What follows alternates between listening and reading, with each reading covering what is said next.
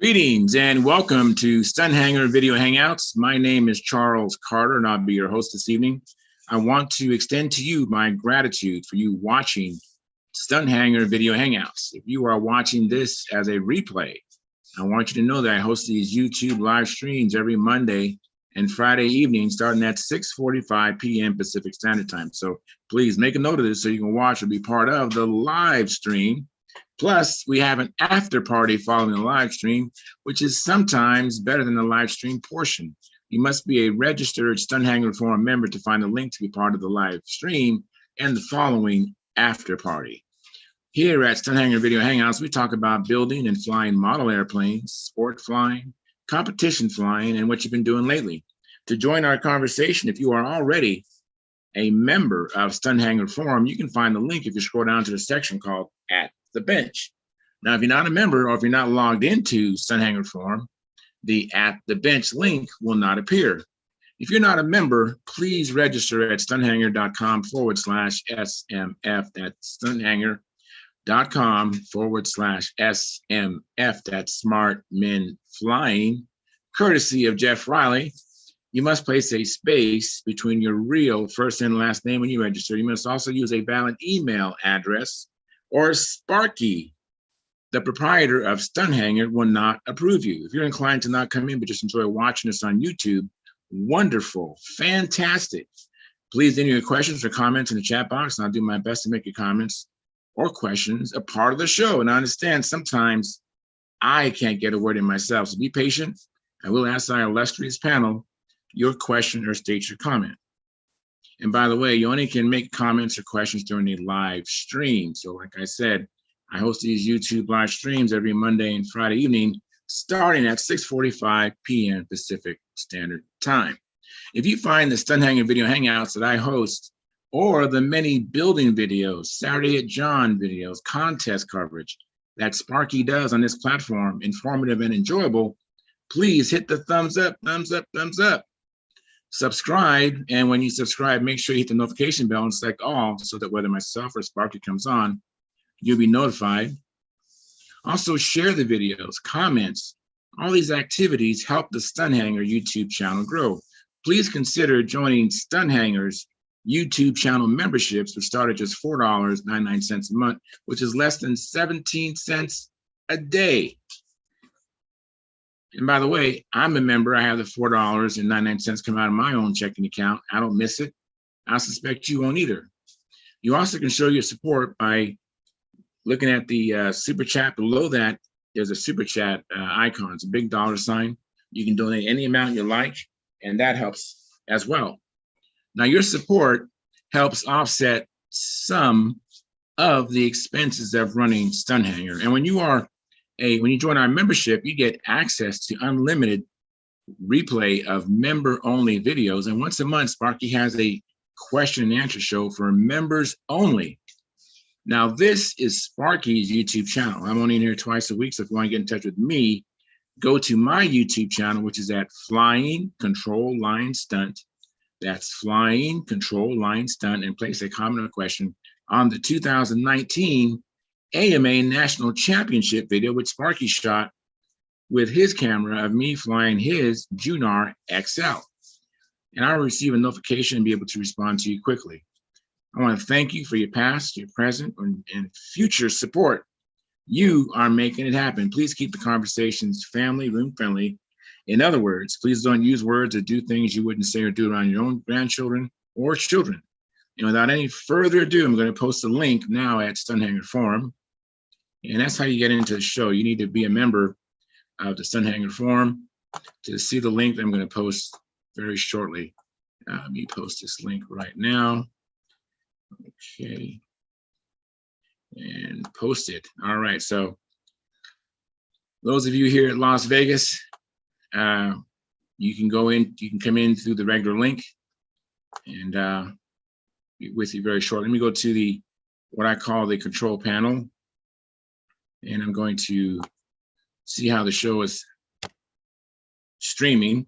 Mind you, I'm coming from Las Vegas, and I'm at the Orleans Hotel. And I was out the flying field today, along with my flying buddy, Joe Mata. He's here in the room with me. And we had a exciting day. We were both tired. And let me know if you can hear me. I know you can see me, but I didn't do a mic check. And if need be, I can change the microphone settings on my laptop. So let me see here. Gary Sinclair, I see you in the chat box. Can you hear me? Can you please let me know that you can hear me? If not, I'll fix that.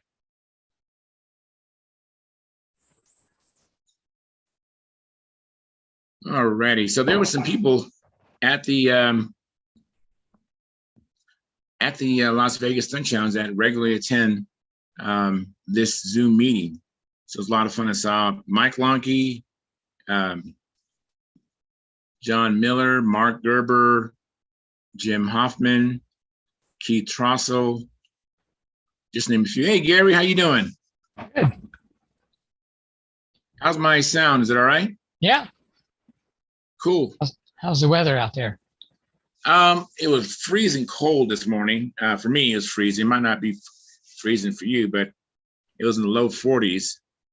And I left Southern California with just a slim jacket. So I would have loved to have brought some of my other jackets, but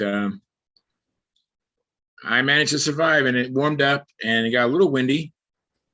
And I have a comment from Montana Farmer. It says, sound good, Charles. Thank you, Montana Farmer. And Jack Fastnot says, I can hear you fine. Great. And Dennis Adamison says, hello, Charles and the Las Vegas crew. Light provided, sounding good, but a couple of gaps so far. This might be the hotel internet. So, and Mark Gerber. Hey, Mark, how you doing? Good, Charles. How are you? Doing well, doing well. Are you tired, Mark? Yes. I am tired too. I don't know what it is, but man, that Las Vegas sun put a beat down on me. Yeah, I've been on the field all day. Yeah, same here. How many flights did you get up today? I saw Just at least two. Just two, really? Okay. Well, you had to wait like an hour and a half because there were so many guys in line. Yeah. He was on Circle 2. I was on Circle 2 early, then I went to Circle 1 later on. Wasn't quite the traffic in Circle 1. But yeah, I'm glad. Thank you for coming in, Mark. Appreciate it. And Gary, thank you for coming in. And those of you in the chat box, thank you for coming in. And the link is posted. There is, what happened to your uniform? Dennis? I've already got kicked out of Pampa, so I thought that was enough. That's right. Mark said he wanted to. He was returning my dues. So Yes. I thought maybe, just maybe not everybody, has as lame a sense of humor as I do. But Yeah. anyhow. No, I think you're funny. I think we have a lot of guys that can cut up, I tell you.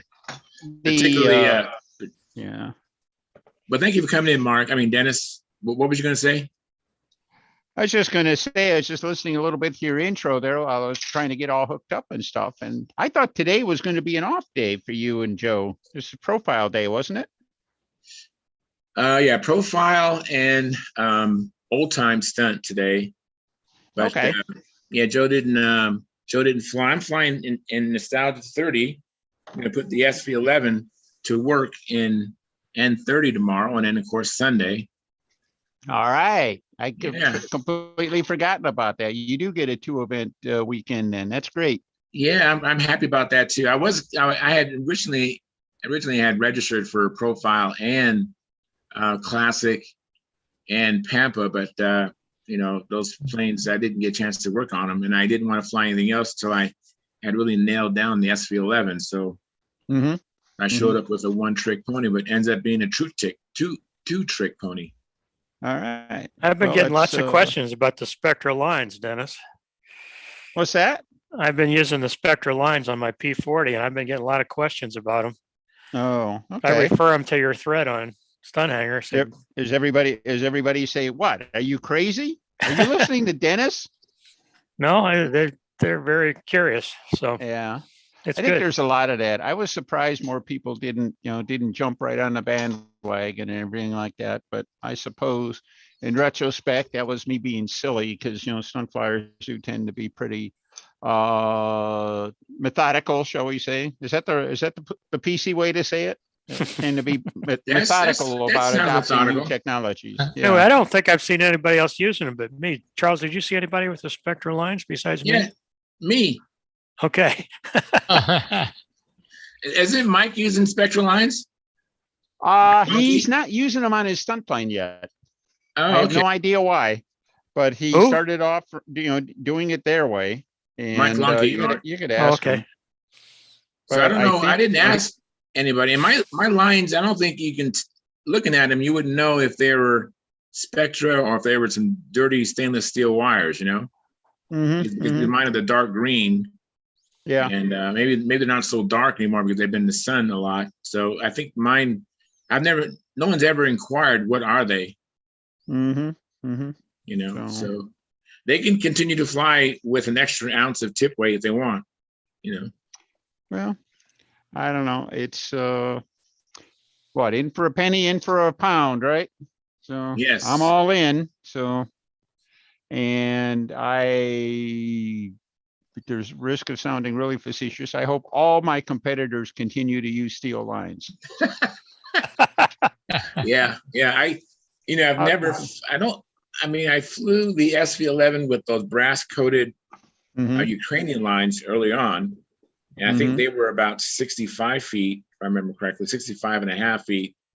And then I went to the 66 feet of the Spectra, and I haven't looked back. I haven't tried the other ones. I got no reason to. Yeah, same here, Charles. I converted my SV11 from stainless steel to Spectra, and I went right to Spectra with my P40. And both of them fly great with the Spectra. What kind of Like line Dennis did you? says, you can take some tip weight out, so you save some weight right there. Yeah. What kind of Spectra did you use? What kind of line? I got the 69 or 65 pound, what's it called? Max Cutro. Max Quattro 65 Yeah, 65 on the pound SV11. That's no, awesome. on the P40. Oh, okay. I used the 80 pound on the SV11. Okay. That's I hadn't heard anybody using as light as 65 on the SVs. In theory, it should be possible, but I just haven't heard anybody go there yet. So that's great. Yeah, I would have put 65 on the P40. That sounds darn near perfect. So, Well, I've been reading your things in the Adventures in Spectra, and that seemed to be about what everybody thought was about right. So, So is this your shop, Dennis, that we're looking at? in a manner of speaking, I'm trying to get some airplane building done this time during the chat. So, Oh, cool. Yeah, that's very cool. so not really much to show. I'm building a wing. Nice. What wing is this for? It's for the new super airplane. I can't tell you any more than that because if I tell Okay. you, I'll have to shoot you. But All right. but it's going to be be based on an existing design and whatever. Right now, I'm just working on wingtips. All right. So Nice. I see. And what I'm going to be doing, it'll be basically a solid tip in front and a solid tip in back and open in the middle. So it'll Oh, that's basically, interesting. yeah, kind of a classic D-tube kind of wingtip. That'll make it easier to cover that wingtip too. Yeah. So still debating. Every bone in my body is fighting it, but I know in my heart I'm gonna have to paint this thing. I haven't painted an airplane in 30 years, but they've made it pretty clear they're not going to give any appearance points for monocoque airplanes. So if I want to get to the next level, I'm going to have to be painting. So this is going to be a real adventure. This is definitely going to be a retread kind of project by the time I get to the finish stage. So when you're painting, are you going to use a rattle can or are you going to use something different? No, I'm thinking I'm going to use dope, probably Randolph's, and probably all dope. I don't know if I want to use death paint or not, but well, that's the easiest way to get maximum appearance points. You just spray it on. Yeah, that Sparky refers to it as spray shine. Well, that's about it. It's based on automotive stuff, and to be sure, paints have come a long way. Used to be though, when you got your appearance points and all that, it was the fruit of a lot of labor, a lot of working the dope finish and everything like that to bring out the shine and everything like that. And these are automotive finishes, and you figure Detroit will paint something the size of a pickup truck, base coat, clear coat, about one every minute. It takes them 1 minute to paint a pickup truck. Wow, that's amazing. And because that's how fast they roll off the line. And so it's hard for me to deal with the fact that people think of my monocoat finishes as being, oh well, that's an instant finish, you didn't have to work on that. But the What? death paint guys get 20 points. Yeah, and monocoat is, So you almost have to do it 2 or 3 times when you do monocoat. well, it's not an automatic finish. That's I guess the biggest thing. Where the other automotive stuff certainly appeal or approaches that at the very least. Now, Right. is there and I don't know if it's true or not, but have people ever polished the film to get a more of a luster? I've never heard of it.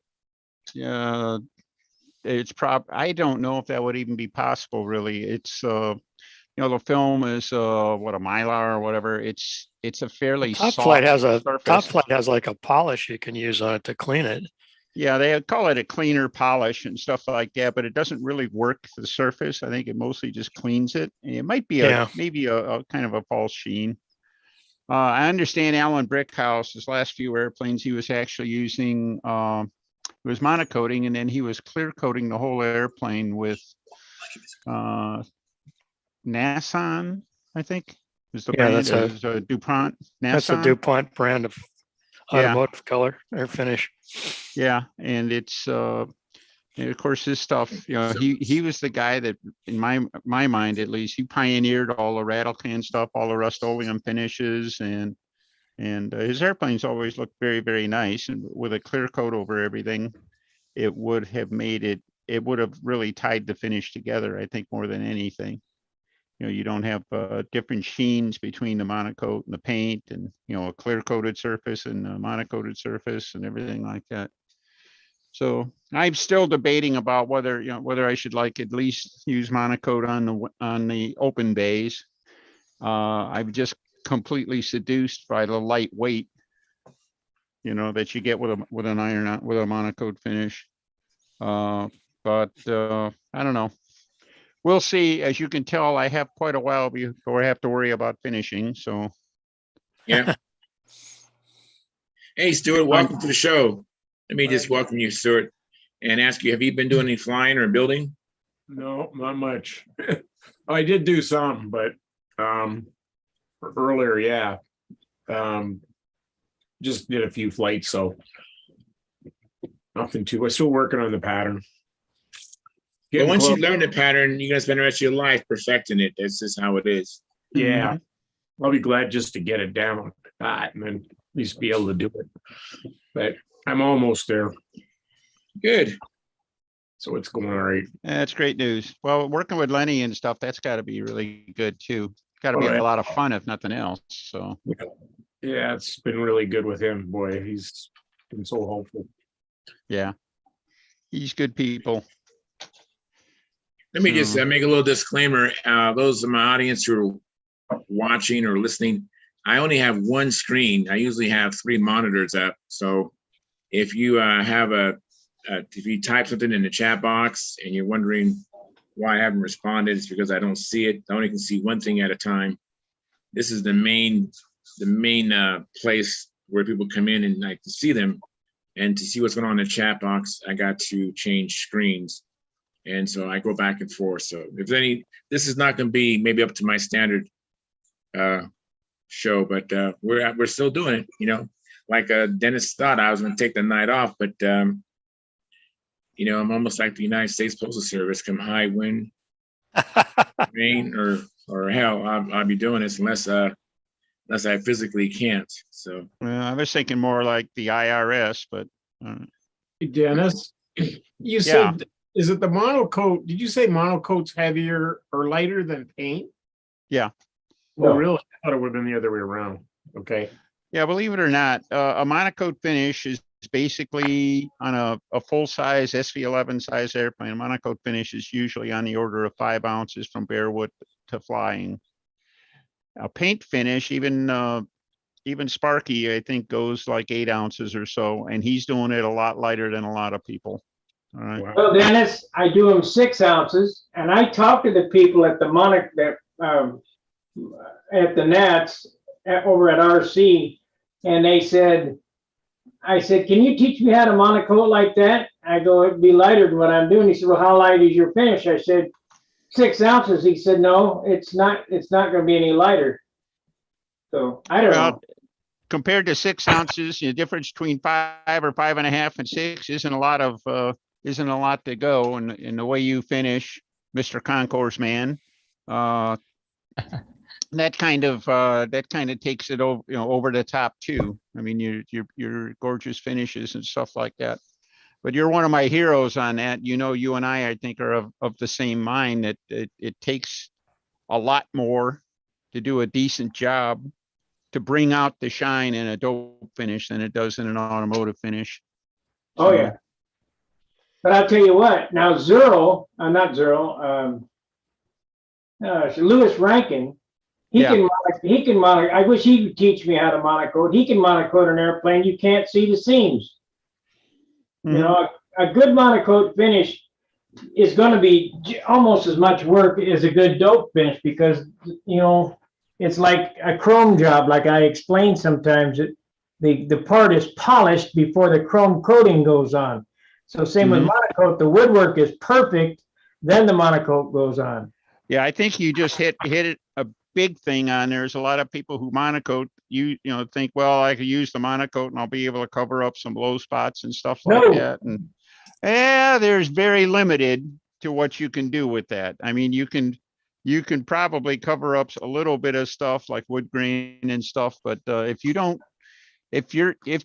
the balsa work isn't correct, the finish can only be as good as what goes on top, right?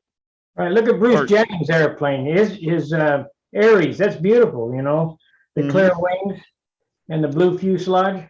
Yep. Yeah, Bruce does a great job. One thing I like about monocoat, and Bruce really shows it off, is that you can do a clear finish like that you can't do in dope, basically.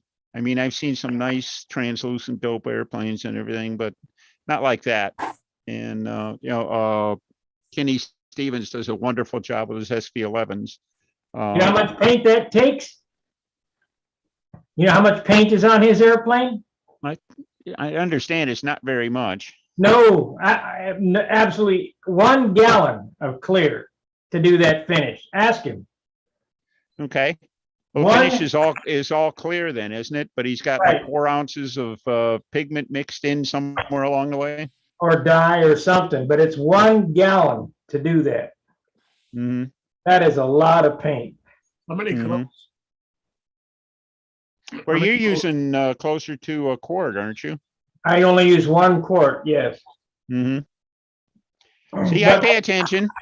More sanding. May not show it, but I pay attention. So I think Mark had a question. How many coats? Was that referring to the 1 gallon, or was that referring to the 1 coat? Which one is it, Mark?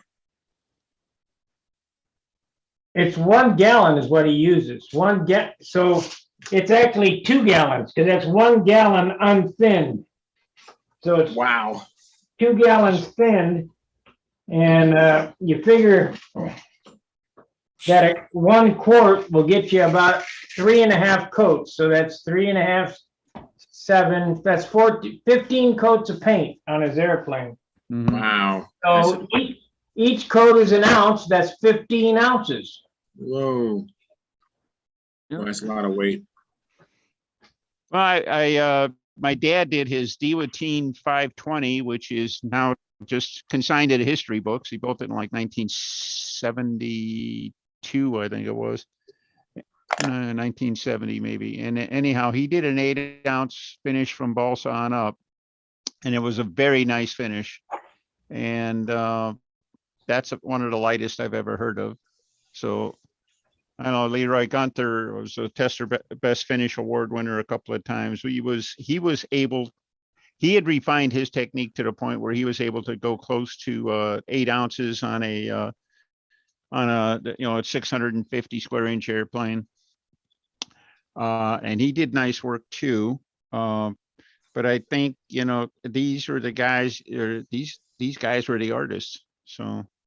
Well, Billy is the genius on paintwork. His P47 at 53 ounces. That's Yeah. unbelievable. That is unbelievable.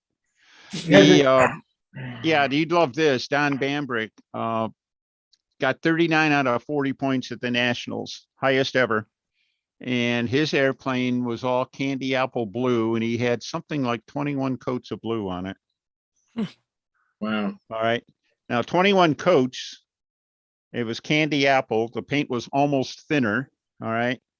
And with the candy finish, you spend an awful lot of time just trying to make it all even. All right. So it was like 21, probably more accurate to say it was 21 passes rather than 21 coats, because the coats were so thin, so light. But Well, the airplane was absolutely gorgeous. So even at 21 coats at 50%, that would be 10 coats. At 60%, it would be 6 coats. So just the candy color is 6 to 8 ounces plus the substrate. That's a lot of paint. yeah. Yeah, he used on those, he used silver as a substrate. So that was I don't know what his finish weight was up to that, but silver is, well, it's heavy, but it covers quickly. And then he had all the clear coats on it. He had minimal trim on top of that, and some clear on top of that mostly just broke the paint lines and stuff like that. But it was a really, really, really pretty airplane. Finishing is not easy. I mean, it's a lot. It takes more to finish it than it does to build an airplane. It does. More work to finish, because I can build one of these in 40 hours. Frame it up, but you can't finish it in 40 hours. It'll take triple that or quadruple that. Yeah. Well, there's some famous internet type person says the finish begins with the first cut and the first piece of wood. So I'm already in trouble. So. Oh no. Yeah. Guys, let me interrupt for a second, you guys. I have a couple of people in the chat box, and I have to keep going back and forth between the windows on one computer.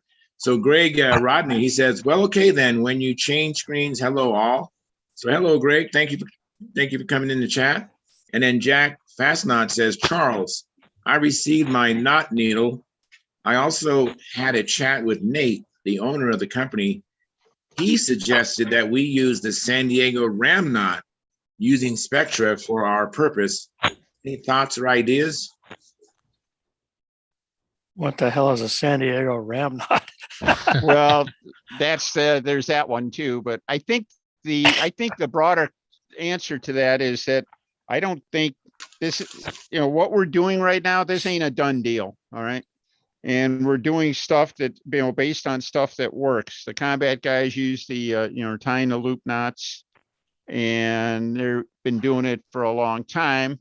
And it seems silly not to at least, build on the work that they were doing and stuff.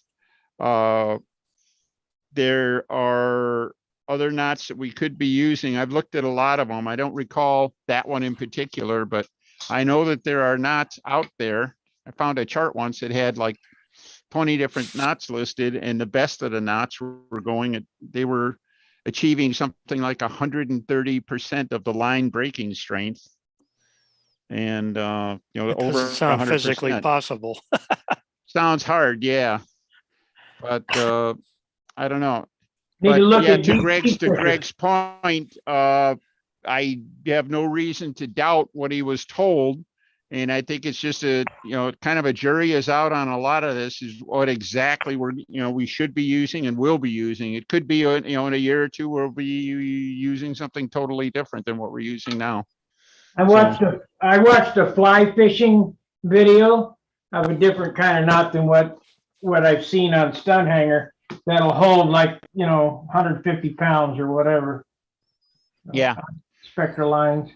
Well, that's one disappointment. I mentioned this last week that I know that we have a lot of people in in the forum who are fishermen as well as model airplane flyers. And I was really hoping that they would jump in with some of their experiences tying fishing knots.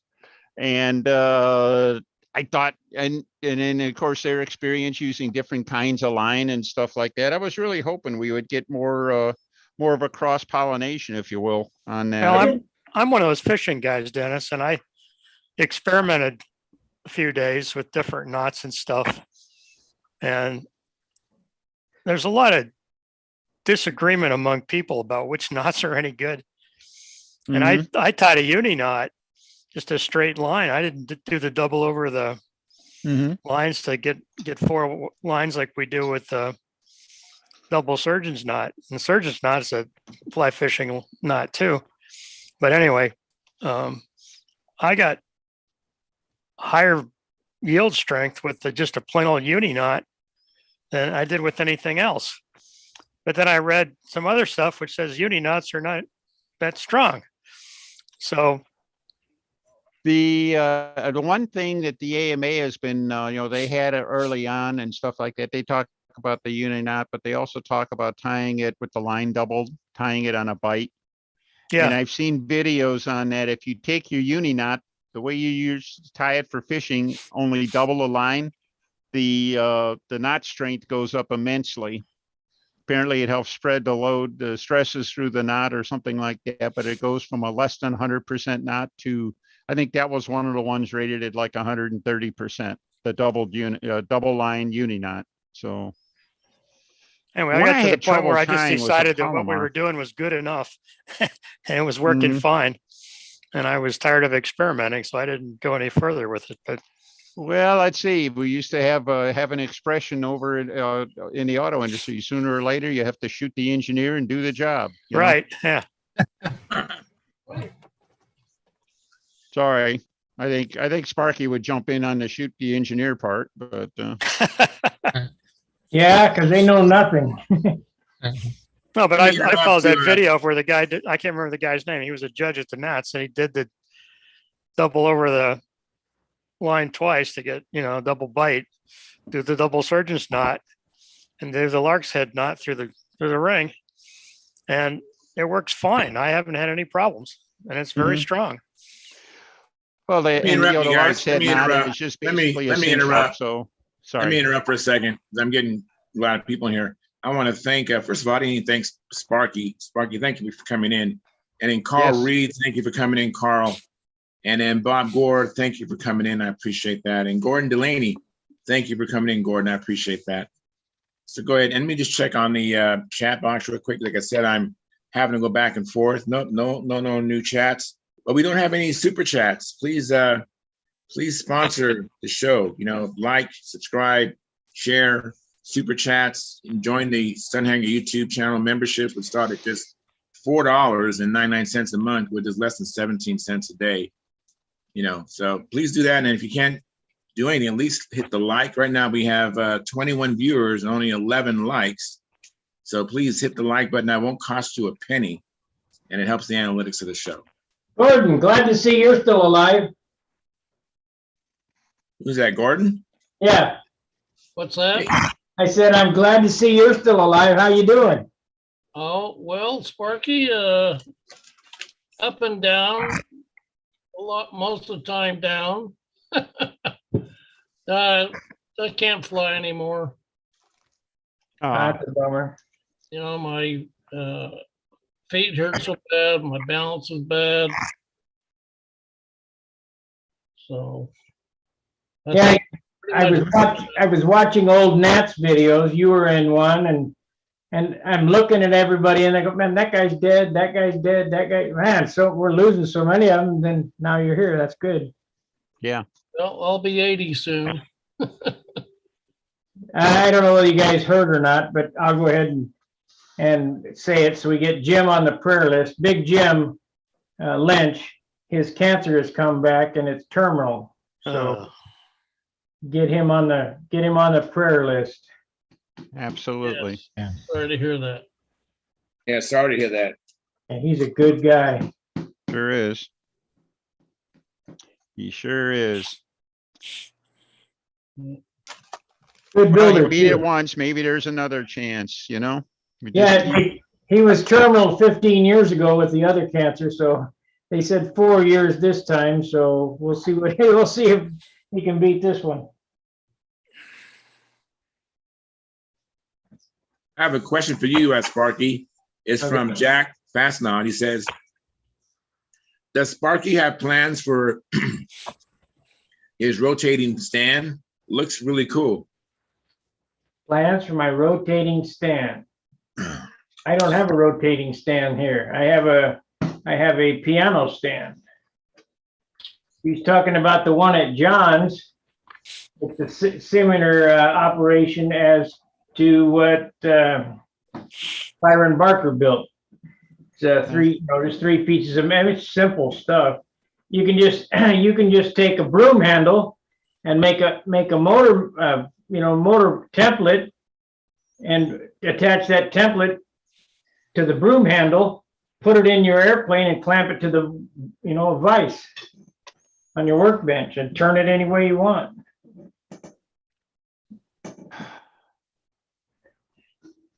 I don't know. I've never got into those. I always imagine me ripping the nose off the airplane using one of those. So I never even bothered to try, but it Well, does look neat when you see people doing it. I got 2 of them when Byron was making them. They were $75. Now that probably $150 now. But Mhm. John's built his out of toilet hardware. He got a toilet flange and then a reducer and a piece of pipe, PVC pipe coming up. It's nothing to, just a stand and something to hold on to the engine bearers. Mhm. But, a lot of times, especially when I'm in St. Louis, I don't even bother breaking that thing out. I got a foam pad. I turn it upside down. I paint the bottom of the airplane, put the wheels on it, turn it back up on the bench, and then paint the top. Okay. Well, that's a curious thing. So you don't worry about, I guess I thought, you say paint the bottom, paint the top. Do you paint the airplane sitting with the airplane basically vertical and the spray gun horizontal when you're painting? No, I paint down. The airplane is horizontal, and the gun is pointed down. Wow. I tell this, and Phil Granderson got pissed off at me. I said, I can paint an airplane with a bug sprayer. It doesn't matter how you get the paint on it. You don't have to have an Iwata paint gun or some high dollar HVLP gun. It's nice to have those, but you can spritz it on with a bug sprayer, and as long as you're willing to sand, you'll end up with a good paint job. Lacquer is that forgiving. Boy, that'd be a lot of sanding. Oh yeah. I think so. Well, one of the things we used to do is discovered early on that if you're going to paint and go for a good finish, it's really lighter to go to a fully sheeted wing, and because you could sand more evenly. And then, oh, by the way, it was easier to get a good finish on a fully sheeted wing than it was an open bay. The guys with I-beams, I mean, they're just flat crazy. They certainly look the best, but that is not the easiest or best way to go about getting a light or an easy to paint airplane. But and Sparky, I know you built some damn nice I-beams too. So It's been a while. It's been probably, let's see, I did the last one in 95 or 96, the last I-beamer I did. mhm. Been 20 years. All right. But I'm thinking about building this wing in an I-beam to see if I can make it lighter. Bob Gore's got something to say. Go ahead, Bob.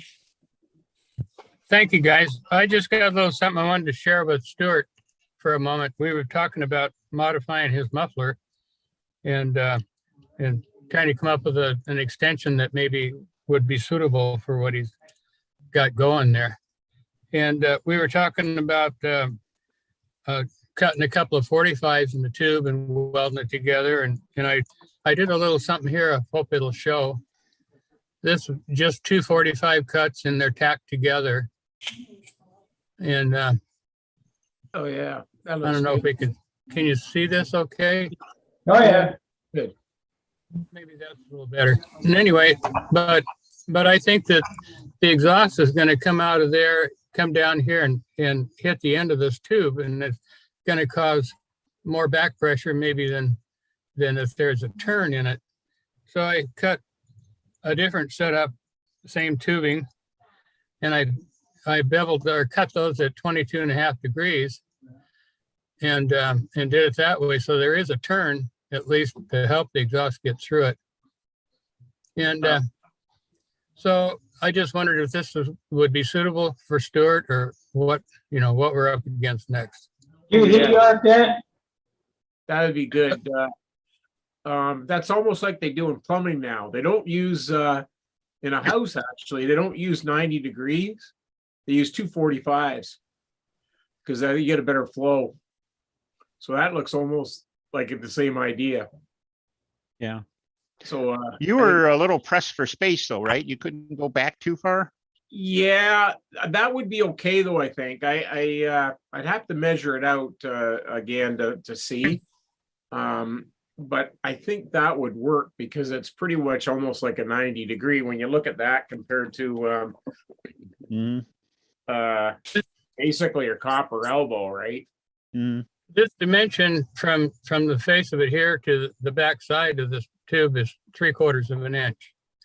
So if this part's going to be your exhaust pipe coming up out of the airplane, that's how much further back this piece would travel to the rear from wherever you're going to attach it to the muffler. Did you heliarc that? Yeah. It's not real pretty well, but yeah, it's hard to do on that thin of metal. This one's 40 thousandths thick, but it's also a real soft aluminum. I cut this out of an old radiator or something that the kids had around here, and I saved the tubes. But it makes it a little bit funnier to weld because everything's so soft. It wants to flow real easy. And of course, I don't want it to penetrate into the interior. So, trying to keep it clear in there. Did you use helium or argon helium mix? Just straight argon. How did you cut those angles? What'd you use to cut them? Chop saw. I just got a little bandsaw there that you can adjust, the angle of the cut. And so I got close. You can see it's a little bit this, I'd have to reset because I just gone by the numbers on the machine there, but it's not quite what you want it to be. But, I'd get that adjusted to where it cuts the right way. Yeah, I just cut it with a bandsaw. Yeah, I looked up some of the aluminum stuff on the tubing, and I don't have it with me right now, but there's a bunch of different like hardnesses and everything. Is there something you would recommend for that if I ordered something? I think I'd be happy with 6061, but we can do it with this if this were, what you wanted. This is a 1/2 inch outside diameter and 40 thousandths wall.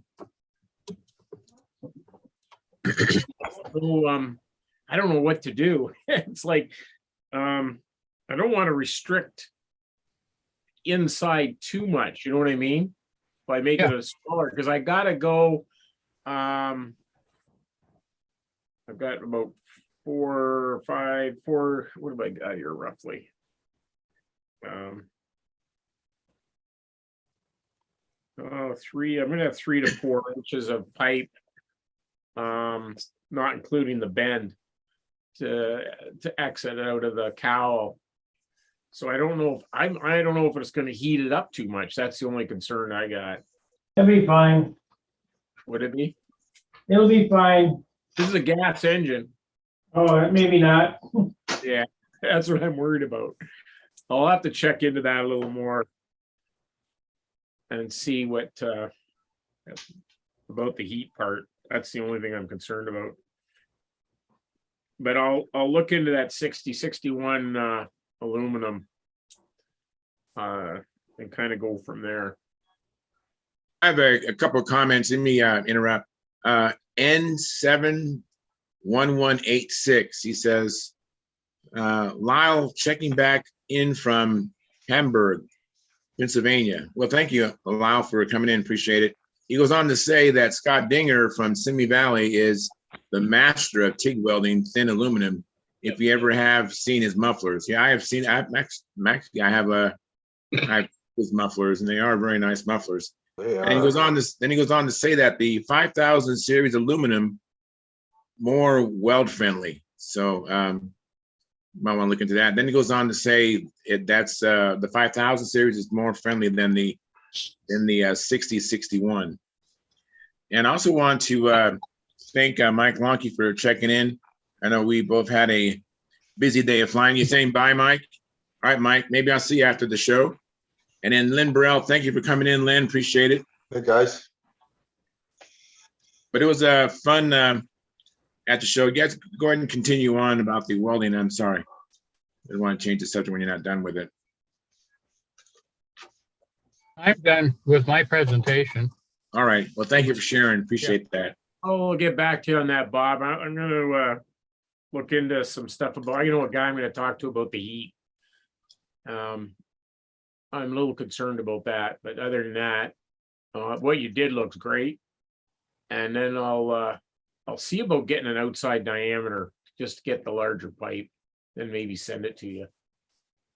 Okay. What do you guys think about the 5000 series instead of the 6061? I have no opinion on that, but the aluminum that I welded here, I think is pure aluminum, and it's real soft. And the harder aluminums, I think, would support the weld a little bit more when, as you're applying it. This wanted to melt away real easily. And it's just real soft material. I think it's probably pure aluminum. It was probably, I'm guessing that in this heat exchanger thing that we cut apart to take these tubes out of, probably, I never thought about it, but the softer aluminums probably transfer heat faster than the others. Yeah. So that's probably why it's meant that. How many amps did you set your torch to? Honestly, I don't know how many amps I had going on there. Not very much. I was in the lower amperage range on the welding machine, but I didn't have a meter going on to see what it drawn. Not very much. So probably, 25, 30 amps AC. Hey, Charles, can you hear me? Yeah, I can hear you, Carl. Oh, I was just gonna say that the heavier the aluminum is, the more heat it's gonna take to weld the parts together. So you might want to keep that in mind. Thank you, Carl. I understand. Sorry. I think you said the heavier the aluminum, the more heat it's going to take. Is that what you said, Carl? Yeah. Oh, yeah. Well, thinking of weight here, I thought that he would want to go with the lightest tubing we can do it with. I know when I welded that pipe up for Lonke, that was about 36 thousandths thick. And that's what that header is made out of for exhaust pipe. Hey, Lynn Burrow, did I thank you for coming in, Lynn? Thank you. Hey, you're welcome. No Thanks for problem. coming in. Thank Yeah, you for not a coming in. problem. Yeah, I All good. saw Chris Cox today and Joan Cox.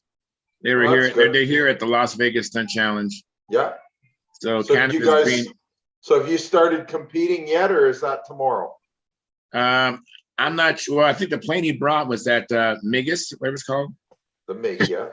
It's pretty, by the way. Beautiful, big, thick fuselage. I think he's flying in Papa, so that'd be Sunday. Yeah. Joey I understand. Matheson there? Did he show up? Did who? Joey Matheson, did he show up? I don't know if I don't know him, so I wouldn't have recognized him. He'll be the biggest guy on the field. He's about 6'5", about 350 pounds. No, I didn't see anybody like that today. He's got my only Thunderbolt left. He lives there in Las Vegas. Oh, really? Oh, interesting. Yeah, I didn't see anybody like that. Hey, Steve, thanks for coming in today. Hey, yeah, I've been Appreciate watching Hey, Steve. on YouTube. Hey, Stuart, you'd almost have to get you a pipe fitter's handbook to see what pressure drop it'll cause in a 90. But I know with refrigeration, a long sweep 90 is like 3 times as much as a regular 90. Three But times. that's worth like 5 feet of tubing length. That was a rough thing we came up with. And a real tight 90 is of like 15 feet. Of the same thing as running an exhaust through a 15-foot length of pipe, one tight elbow. Because it's 90, yeah. Okay. So you need a long sweep. The thing is, I'm kind of restricted to room on the bend. Yeah. That's part of the problem because, yeah, I know what you're saying now. It's like I was saying earlier. See, that's considered a long sweep, and that's still worth like 5 feet of this. Wow. What you can do now, what I'm wondering is that I've been looking for you, and I found 3/4 inch 90s. So if you could come out with a stub, This is what I got. how to set this up. That's Right. Shorten that up and then bush it to 3/4. And then you can buy 3/4 inch 90s. And What are you talking? Outside diameter or the I can't- inside diameter of the pipe? I don't have a thing to shift its going. There it went. I was thinking if Bob could make you a bushing to go from 1/2 to 3/4, and then weld that in or aluma weld it or TIG it into the 3/4 inch pipe and slip that over the 1/2 inch or whatever size that is. Well, I'm see, just this is 1/2 inch copper, right? And it fits on. okay. That's what I got right now. So that's 1/2 inch flared. A piece of 3/4 may go on that without having the flare on. So he's talking, what you're talking about is making a 1/2 inch bushing to slide over the stinger. That's 3/4 inch OD that you can slide a 3/4 inch elbow over the top of. Right. Exactly. So that'll alleviate the pressure about 50%. Right. Yes. It's about 1/2 as much by going up to 3/4. Like I said, the pipe fitter's handbook will give you all them pressure drops. But yeah, I think you can find 3/4. I think McMaster Carr even has 3/4 inch 90s in aluminum. But there's other ones out there. And just get a bushing and put it over the 1/2 inch. When it hits that bigger spot, it's going to be so much less pressure drop, and it would do what you wanted it to do. So you're saying a little sleeve that fits over here and then Right. the pipe? Yeah. And then the 3/4 would go right on. I see what you're saying. Okay. Hey, Listen. Steve. Yeah. Yeah, where he's got that copper going over that aluminum tubing, that aluminum tubing, if that's a snug fit, that aluminum tubing is 5/8 OD. Because 1/2 inch copper is 5/8 OD. So if it's going in that 1/2 inch copper fitting, that's probably what that tubing is. Yeah, and 5/8 OD. this fits actually pretty good, just almost like copper. So Yeah, so that's pretty close to 5/8 OD. Oh, Yeah. okay. Measure You it. might be able to see See. what the 3/4 inch I think I looked at some of the prices on that stuff and I almost died. But we'll see. Yeah. I'll take another look. But what it is that refrigeration copper is measured from the inside. Plumbing copper is measured from the outside. Yeah. I know what you mean. Yeah. 'cause I- No. Steve, Yeah. you got that backwards. Oh, is it backwards? Yeah. Or- Refrigeration from the refri- outside. is half-inch OD. And copper is half-inch ID. Oh, okay. That's the reason why the copper pipe is 5/8 OD. Oh, okay. Okay, so it's backwards. So you Yeah. may be able to get, yeah. So if it's 3/4, Sorry. you'd have to know if it's for refrigeration copper or how they're doing it, because 3/4 may be 5/8 ID. You're gonna have to look at the inside diameter of that.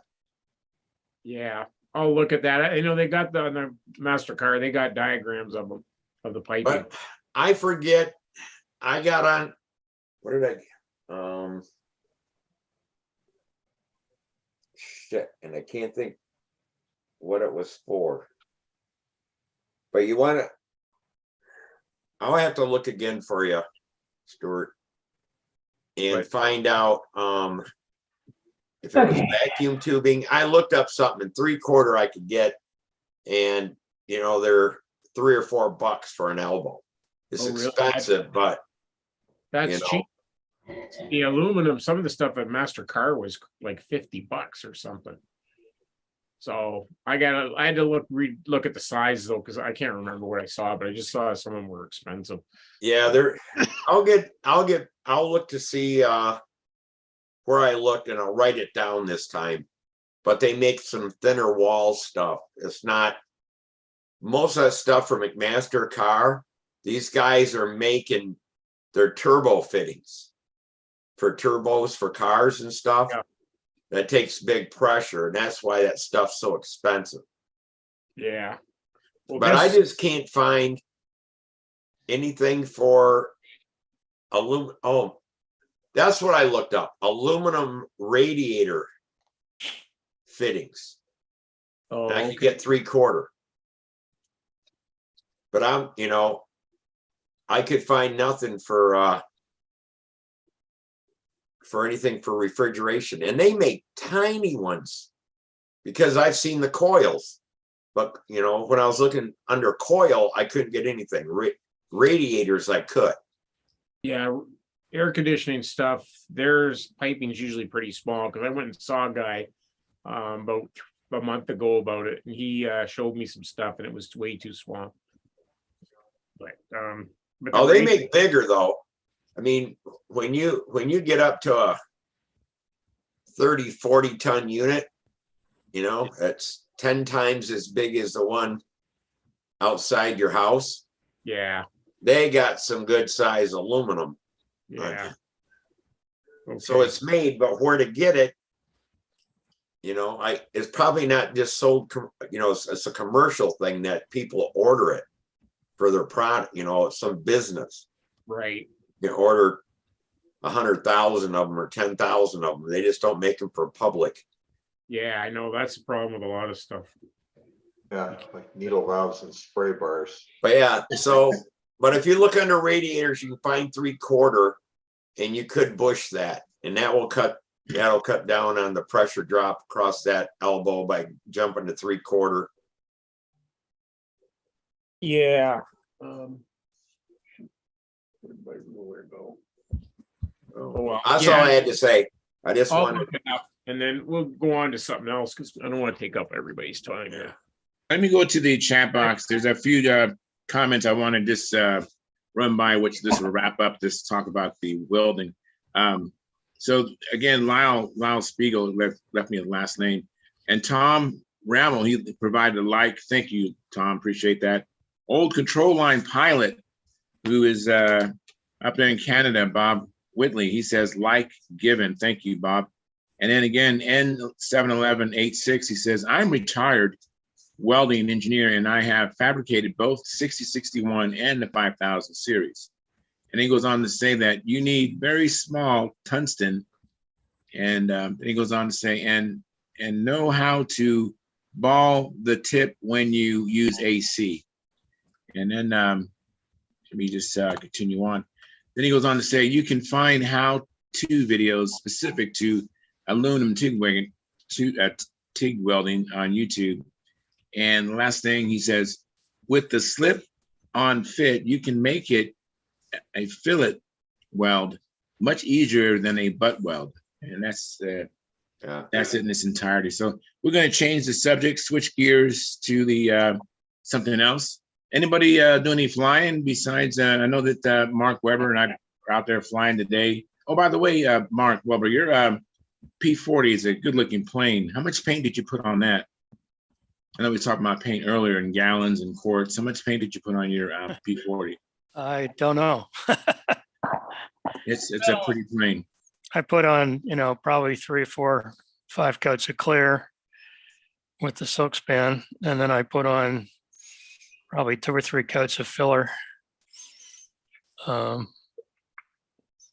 then on top of that, I sprayed silver to find out where the defects were. And then I filled some of that in with some DuPont automotive filler that I sprayed on and rubbed that out till I got it where I could spray silver when everything looked good with the silver.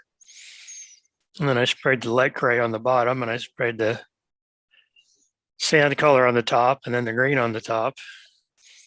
And then I only sprayed about 3 coats of clear on the whole thing, light coats. This is a Brodak P40? Yeah. What's your final weight like? Well, when I finished the plane, it was like about 44 ounces. Okay. Good Now it's weight. up to about 47. I've added some tip weight and some tail weight, and that's put with on the motor and everything on it? Yeah, I put on Spinner heavier and prop? wheels Okay. to try to get vertical CG in a better place. Well, it's not too, if you're under 48 ounces, it's not too bad. It's a pretty P40 also. It's starting to show its age, but don't look at it too closely. All right. Charles, are you there by yourself or? Well, right now I am. Joe Mata walked out of the room. Don't know what he's doing, but He went downstairs to go gambling. That's where Is he he went. gonna fly this year? no, unfortunately, he broke the rudder off his plane last time we flew, and he was just having a difficult time landing the plane. He flies it, just landing, just that last foot. It's like he just has a problem there. It's just going. He'll get it. I'm confident he'll figure it out because I've seen him figure it out before. But for some reason, as he's flying a Banshee right now, and it just comes down really fast, and he just has to work it out. Is he flying the whole pattern? No, he does loops and stuff like that. Okay, all right. Loops and wing overs. Cool. He's a beginner. But he's really motivated. He's having a blast here at this Las Vegas Stunt Challenge contest. Hey, Gordon, what's up, man? Hey, when you see Chris Cox and his wife tomorrow, Yeah. tell him I said hi. Oh, I sure will. I saw them out here, and you should see Chris's new plane. I really like his new plane. Really pretty. It's electric and it's really pretty. But yeah, I'll definitely will pass on that. And Jim Rhodes is here. Yeah. Jim Rhodes is here that you would know, and of course John Miller. And I thought Brent Williams was going to show up, but he's not here. Dave Fitzgerald is here. Howard Rush, Mike Lonke, myself, Steve Harris. I can't tell you all the people. Kestis. There's 27 entries. Wow. Yeah, it's and we've been flying because the old time and profile ended early, so we was out there just flying. We was just like having to fly in all day. I'm exhausted from out there flying. Yeah, so just much. one flight after another all afternoon and into the evening, I think. Who won old time in profile? That's a good question. I don't know. I never looked at the scoreboard. Yeah. Okay. Yeah, I was kind of waiting. I was waiting for them to end so we can use the circle. Yeah. All those guys. There's a competitor for you guys. Get off my circle, you know? I want to practice. That's right. it. Yeah. Some people yell, get off my lawn, not Charles. Get off Yeah. my circle. That's Get right. off my circle, man. Yeah, Unbelievable. that's it. He's my hero. Thank you. Thank you very much. Yeah, it's been we've having a lot of fun. I'm telling you, there's a lot of people I'm not even saying their names because for whatever reason, I'm just not remembering them. You know, oh, Jim Hoffman was there. Oh, yeah. Yeah, so it's a good turnout. And Lou beautiful weather. Walgast and John Yeah, Lou Galentine. Walgas, Rick Green, Rick Green came. Leroy Black, John Wright. John Wright. John Wright flew in profile and he flew in old time stunt today. Lots of people. And it was a real treat for me to see Dave Fitzgerald I got fly. a picture here, Charles, of Keith Trossel's new. Oh, yeah, that's Chisler. right. Keith Trosser brought out his new Chisler. And unfortunately he had a loss with his big job, unfortunately. Oh, we And- can't do a screen and sharing Dennis- tonight? Yeah, go. Oh, let me fix that. Sorry. I had to renew the password. I had to call Sparky to get a new password. They keep changing this password at such a high frequency. It's ridiculous. And it happened just before I was coming in. So go ahead. You can share now, Mark.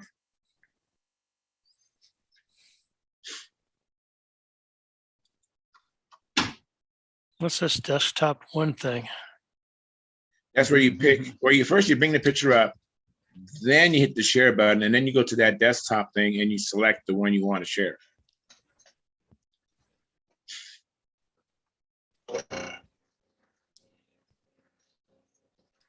You got it up? Yeah, I don't see it. It says open system preferences. Let me see something here. Advanced sharing. You should be able to share. So bring up the image first, your picture, when you make it big on your screen. Let me And start then- over here. So bring up your picture. And once you see it, then go down to the Zoom and then hit the share button. It still jumps to that desktop one thing. Is that what I want? Or try it because I don't know. And it what says to look open at. system preferences, and then it goes to this other menu that has Zoom on it. Huh. This is after you hit the share button or Yeah. after you. It says allow the up below, and then it has Zoom, and I hit the Zoom, and it doesn't. Oh, I see. I got to click this block to make changes. All right. No worries. This is a picture of Keith Trossel's Chisler. Yeah. All right. Yeah, pretty came out nice. It says I have to quit Zoom and reopen. Oh. Well, we can go on. You can still work on that, and then when you get it, just go. All right. I'll be back in a minute. All right. Cool. Charles, you gotta tell all those expert flyers they said hi, because I know them all. Yeah, I know they all know you. Yeah. All right, I'll do that. I'll do that. For years. That's no problem. I definitely will do that for you. And then if they don't know who you are, I'll let them know you don't know who is probably one of the best pilots who did not win a NATS. Oh, I don't know about that, but that was a nice gesture. Yeah, but it's been a blast. I know Joe There Mons we go. back. All right. All right. Can you see Ooh, that? you got one. Yeah, I see it. You got it in flight. Very nice.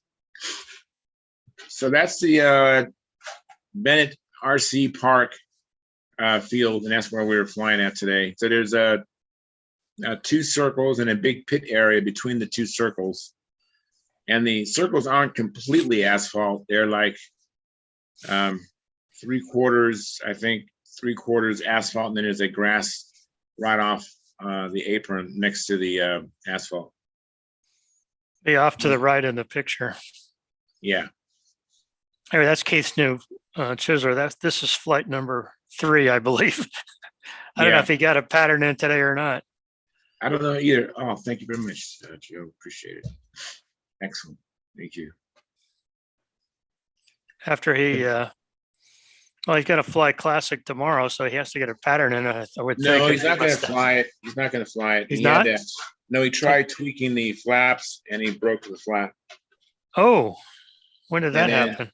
I don't know. He told me it happened today. And then he also said that he needed shorter lines and there's a few other things he wanted to do. So he's just, Oh, that's too bad. yeah, it is. But you know what? That's what happens when you go to a contest with something right off the bench. You know, you're going to have. Yeah, I know. He's been working like mad to try to get this thing done so he could get Yeah. it down here. And I know. And it's and he lost his unfortunate. big job yesterday. What Yeah, and he happened to lost the his- big job? Yeah, It he hit had the a, ground.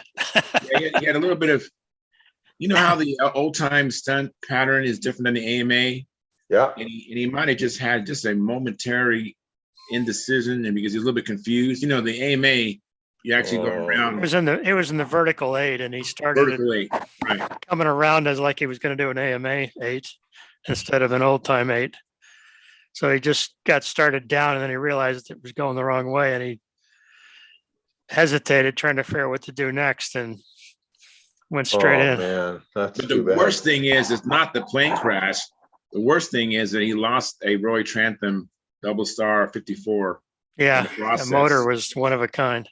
Yeah, that's what really hurts. Yep.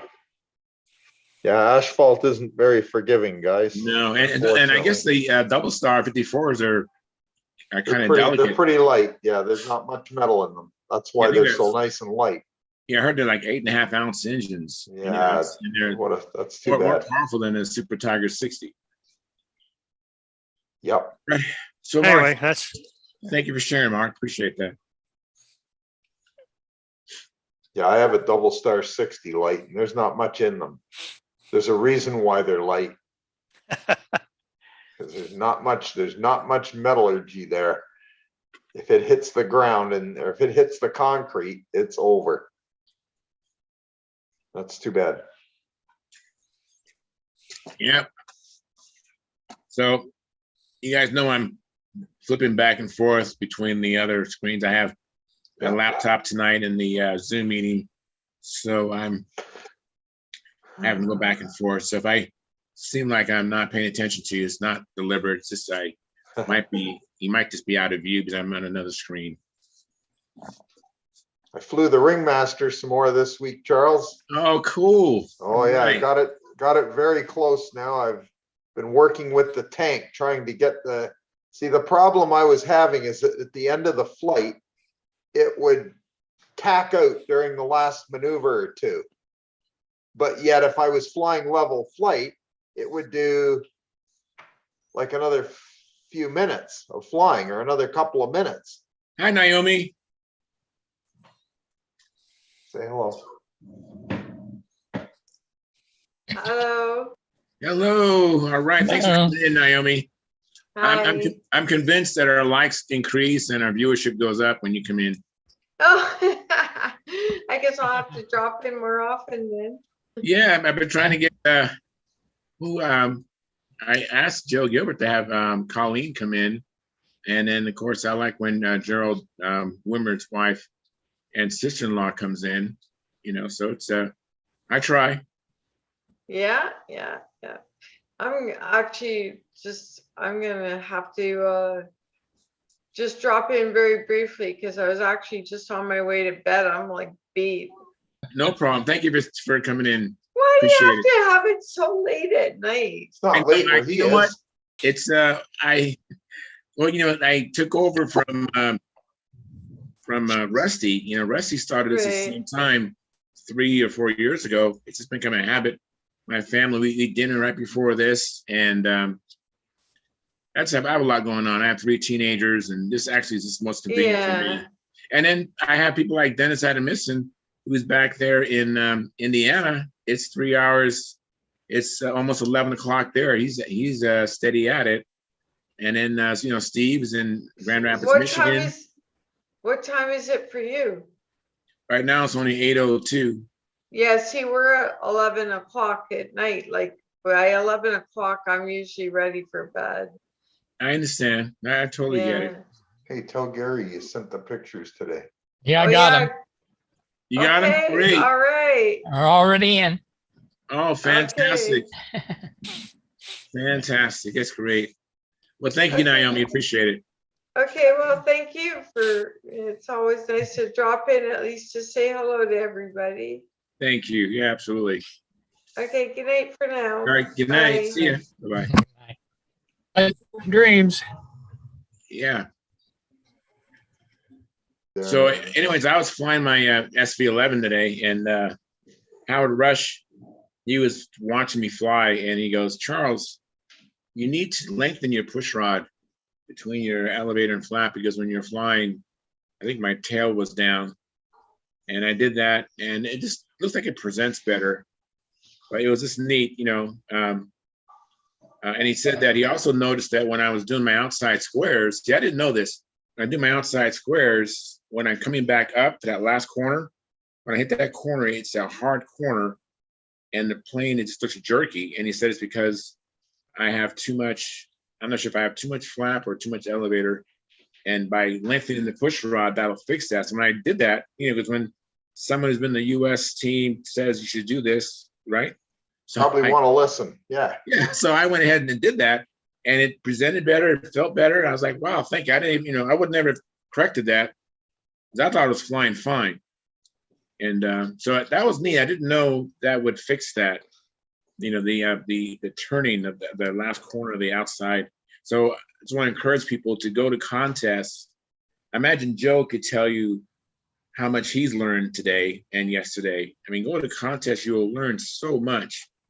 I mean, there are people that especially when you're around flyers that are better flyers than you, because they've flown hundreds and hundreds of patterns, thousands in most cases, and they know what to look for always. And that's why they can take an airplane, and like somebody like Dave Fitzgerald or Joe Gilbert or those guys, they can take an airplane or watch an airplane fly a flight or two, and it's like, you know, pretty much exactly what it needs. Whereas Joe Average looks at it and goes, well, it seems fine to me. Well, right. And that's how it is. Right. And I even had a little bit of time with Dave Fitzgerald today. You know, I was actually talking to him about the hourglass, because I noticed that when I do the hourglass, after I come out of the last corner, the maneuver ends far to my right. You know, it's not centered in front of me, you know? And so he wanted to watch me, but didn't get a chance to do that.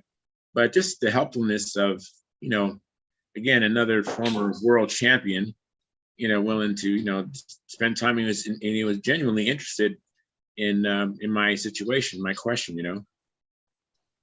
So go to contests if you can. You'll learn so much.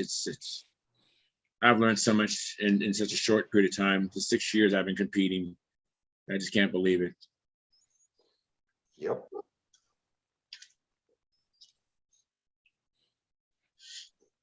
All right, I'm gonna move on. Good seeing y'all. Oh, good. Thanks for I coming wish in, you all Bob. the luck in the world, Charles. Thank you. I appreciate it. Yeah, I'm gonna fly in Nostalgia 30 tomorrow. I'm looking forward. Tomorrow. Looking forward to that. And then I'll be flying Pampa Sunday. Mike Lunke is flying his butt off. He looks unbeatable. I mean, actually, I've seen him on video. I thought he did good on video, but seeing it in person, yeah, he's bottoms. He just out bottoms me. His bottoms are. I mean, he almost tapped his rudder today. So he said that really made him tighten his, you know. Anyways, that's 4 feet off the mark. Yeah. No, Mike Lunke looked really strong, and being a combat flyer, he always flies like that. Yeah. All combat flyers do. Yes. Yeah. Howard Rush is a former combat flyer. You a former combat flyer. And he's got that very expensive airplane from Uzbekistan. Yes. And Mike's not necessarily looking at when he does the reverse wing over.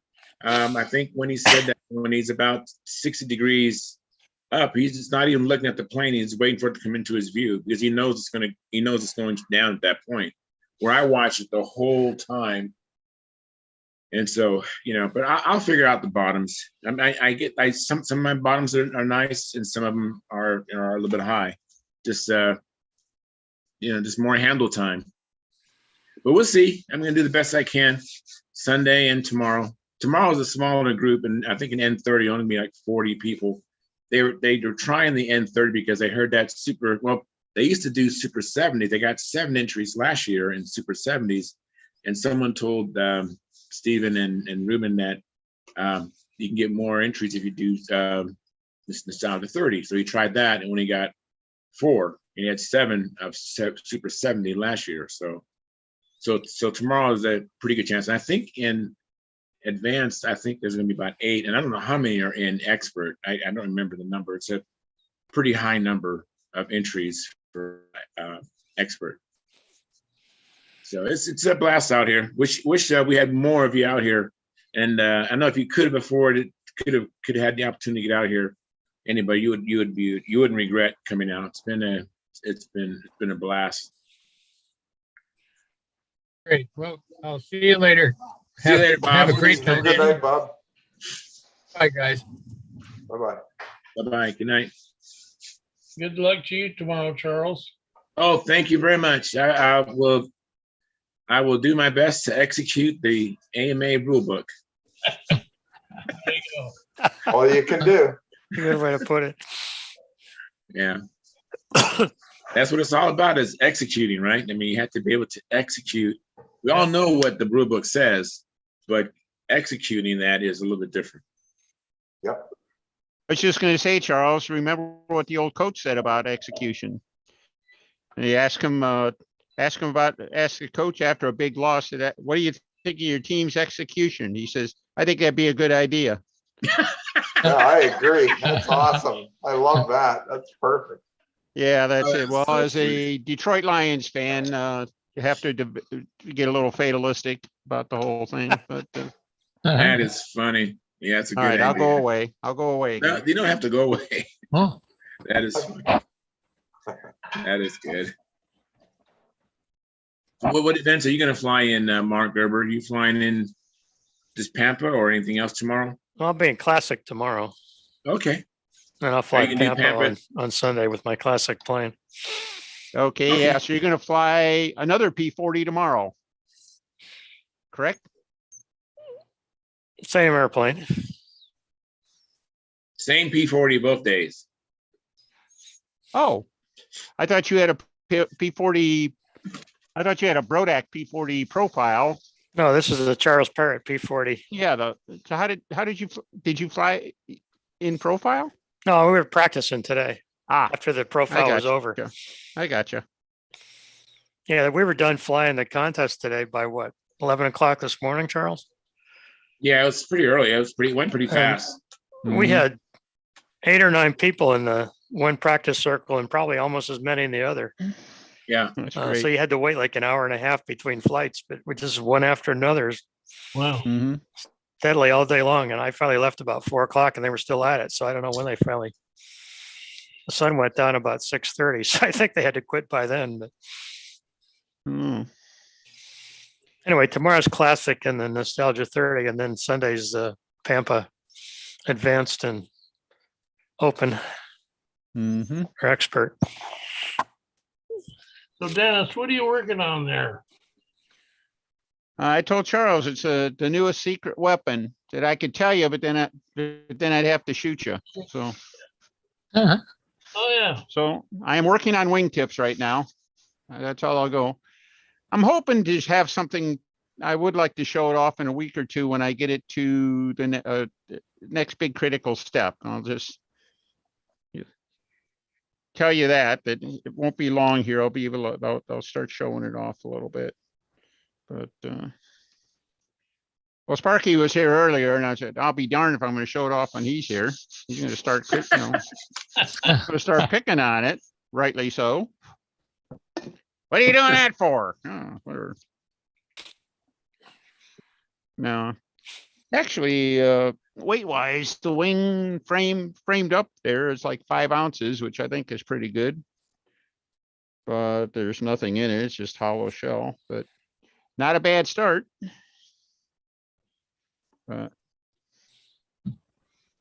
Any rate, I like trying working on the wingtips while I haven't joined the wing house yet. And it's easier just to handle the pieces. So I'm gonna work on the wingtips in this condition. I kind of like it that way. What engine you gonna put in this? Electric? A Brodak 3520.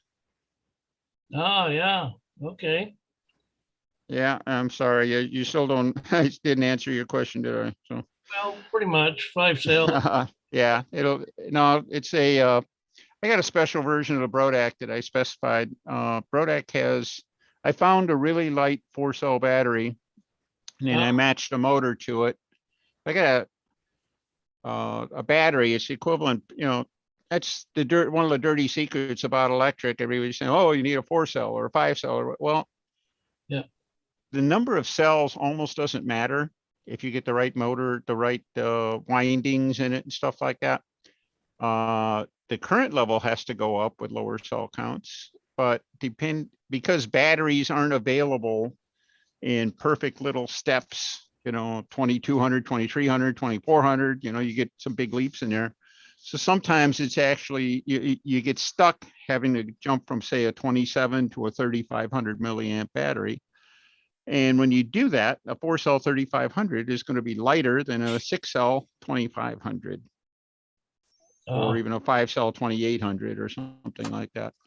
So I found a sweet spot there with found a motor maker that would make us the proper winding of the motor, found the battery, and I don't know, I've been real happy with it. I've been using it on my big stuff and turns all the big props and everything like that. So That's the same setup basically that's on what my you have, isn't SV11. it? Charles, Huh? that's what you have in yours, isn't it? That's what I was saying. That's the same setup I have in mine, right, Dennis? yeah.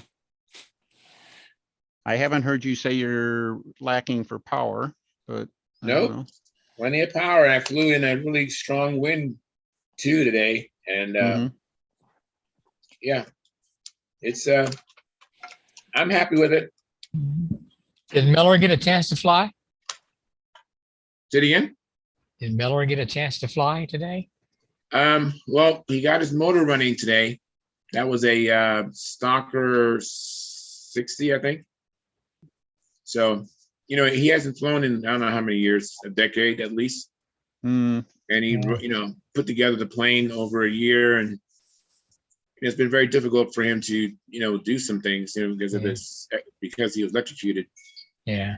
And so it's making progress. Excuse me. He had that cool twin profile. I didn't see it fly. He had it out in the field. Oh, the twin twin flash streak. I was surprised how light it was because he handed it over to me when he was over the fence. And when I went to grab it, I was expecting it to be more substantial than it was. I was really amazed how light it was. He did a really good job of that. Didn't he arrange wasn't Mike Lonkey going to fly that in profile? I remember hearing about that. But Mike Lonkey had sent out his power system out of Sam Lonkey's plane that Sam did really well with. So he's going to put it in that Teosaki that Dane Martin had, and hopefully not have the problems that he had last year. But after putting in the complete power system, prop, engine, tank in Dane Martin's Teosaki, he had the same problem. So he surmised that it's something wrong with that airframe. I think it's an old airplane. It's one of the first ones that the designer made.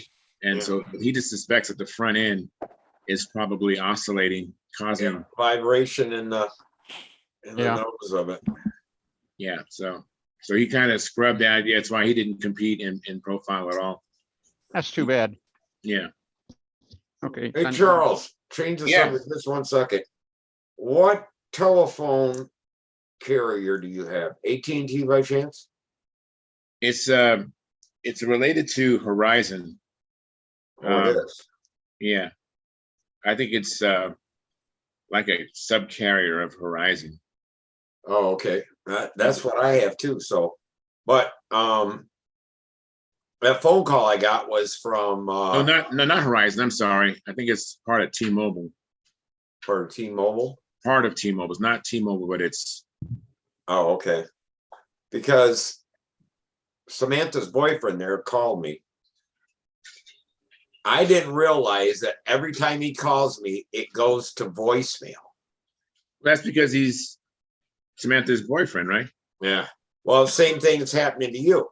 It doesn't ring through on my phone. And it's starting to make a little more sense, but he knew it for a long time. So when it goes to voicemail, he hangs up, it hits redial. And it will come back through. Then it will ring on my phone. Yeah, but you and I have been talking for years, and it just seems like it's just a recent change. Yeah, well, he hasn't been around for years, but yeah, that's how he does it though. So next time, if it goes to voicemail, do a hang up and call while it's in voicemail.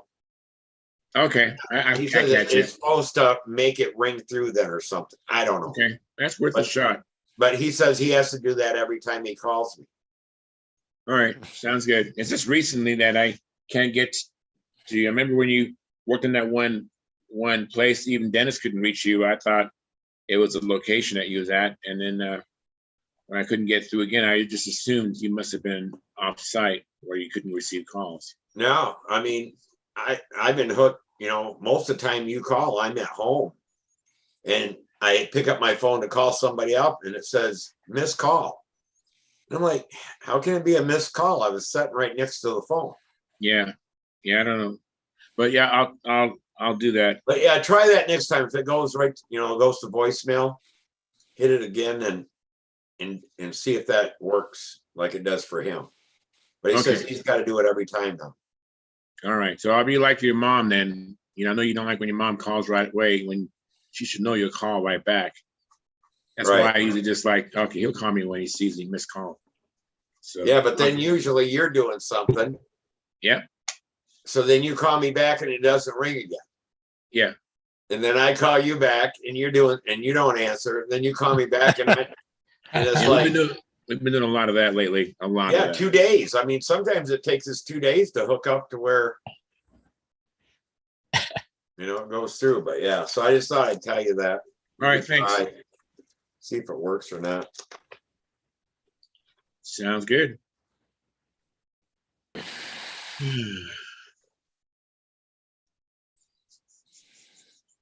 Hey guys, you know what? I'm here in Las Vegas and it's about 8:20. If you want, I can maybe leave someone else as a host, or we just end the live stream. So I'm in Vegas. I'm out of town. Want to have some fun. Not that this is not fun. Oh, You're halfway to my house, Charles. Say again? You're halfway to my house now. Oh yeah, that's true. Wait a minute. Charles, I'm not fun? Oh, come Oh, on. you are fun, but let's have a little abbreviated show tonight. All right. Hey, look who's Actually, I'm here. tickled to death Hey, that you were able to Jim do the Rhodes show at and all. John Miller. Oh, finally, John. I thought John was going to be on. I didn't know why he even show up. You guys came in just in time. I was thinking about ending the stream. So everybody, here's Jim Rhodes in blue, and then John Miller, who has a great T-shirt. He says, "I'm old. I grow a beard, and I know things." Oh, there he is. So, That's it. I see So, John found you, Jim. Say what? Sound like Gordy. Yeah, Jim. John was looking for you last night. He said you got separated or something. Yeah, we did. We got each other. Yeah, I told him. I said the best way just go to the motel because Jim is a good navigator, and he'll probably be at the motel when you get there. He wasn't, but he got there shortly I after got there. We found each other. Good. So how was the weather today? Beautiful. Yeah. Was it great? Absolutely gorgeous. Very light wind, very light. But they kept switching around on us. But it did switch around. Yeah, I had to switch a little bit, a few times. But the temperature was nice, very comfortable. And got my stalker running in my SV 11, the world's ugliest stunt ship. Oh, did you get to fly it today? No, but everybody was so busy, and I can't start it up by myself anymore. I can't hold on to it and flip it and all that. So, but anyway, we got it running. I figured out what it was. I had so much oil in there that I pumped in there that and then I was using other people's fuel, and it had a lot of oil in it, castor and synthetic, 22 to 24%. Well, I had to finally dissolve all that oil. Yeah, in yeah. there. What I did is I started up and I let it run with the blow driver on it until it cleared up. And when it cleared up, And when it ran out of fuel, and it used up all that oil. yeah. But it ran after that by itself without the blow driver until it ran out of fuel. So basically it was just loaded up. It was just loaded up. Yeah. Yeah, okay. No big deal. No big deal. Yeah. And it sounds good. healthy. That's good, John. Good to hear. You gonna try to fly tomorrow then, John? Well, I'm going to fly it tomorrow because they've got classic and old time tomorrow. No. What? No, got classic. And Nostalgia 30. Classic and Nostalgia 30, yeah. Yeah. That's right. Yeah, and that airplane is Nostalgia 30 legal. Yes. Are you flying Nostalgia 30 tomorrow, Charles? Yeah. Okay. Yeah, we figured that out, and we talked to the CD, and he said, "Well, then fly it. It's over 30 years old." Most definitely. SV11's definitely 30 years old. Yeah, I remember them coming online about 1986, but they might have been there even sooner than that, or earlier than that. There you go. Well, I think that before that was the Vector and the Staris. Yeah, you're And right. then together SV is Staris Vector. Yeah, That's what the I thought it SV was- stands for. I thought it was Smith's version 11.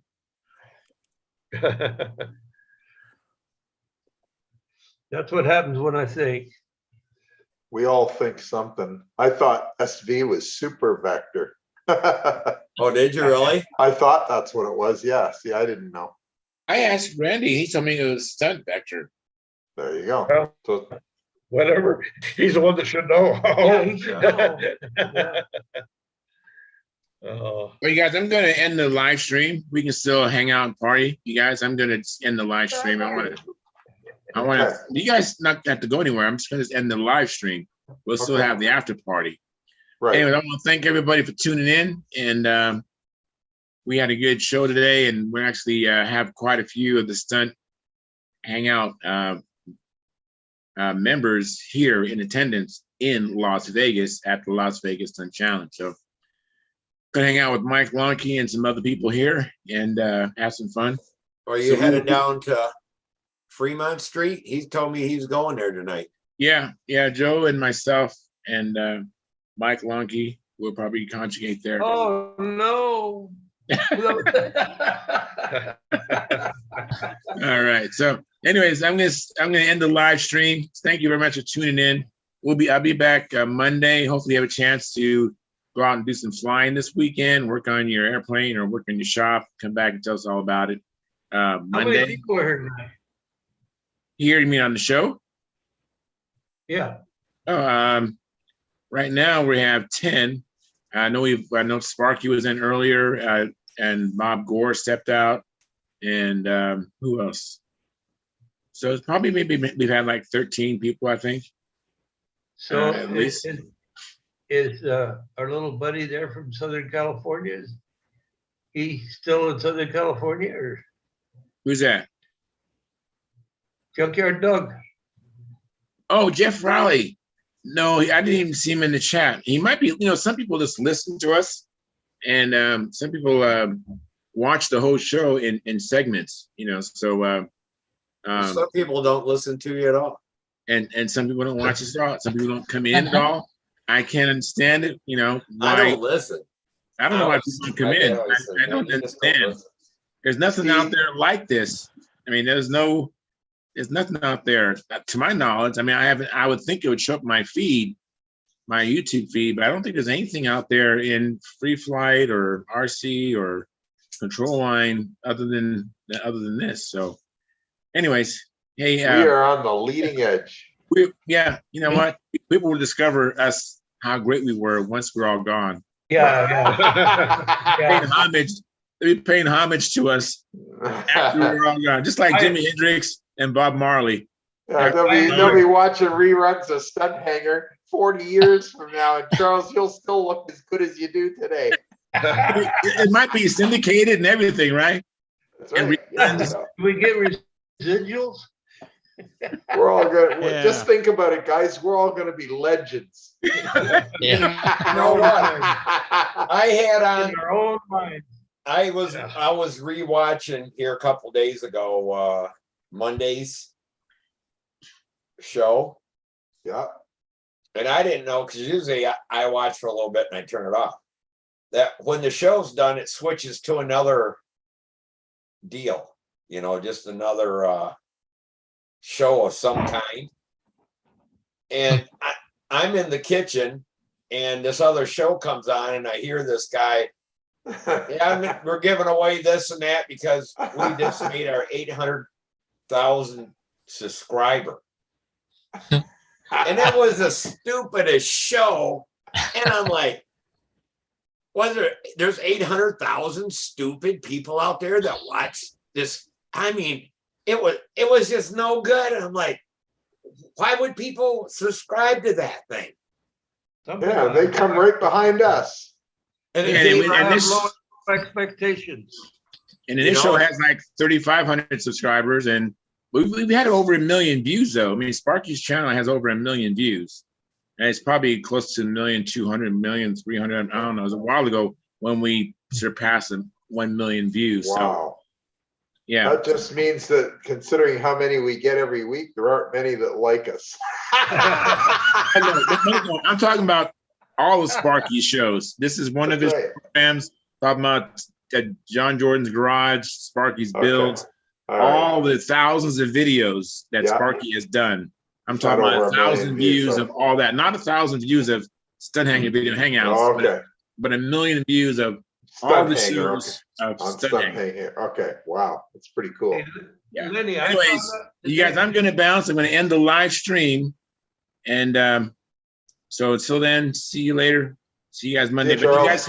you guys hang on. We're just going to end the live stream. This is not ending, just the live stream is ending. All right. See you tomorrow, careful Charles. hanging out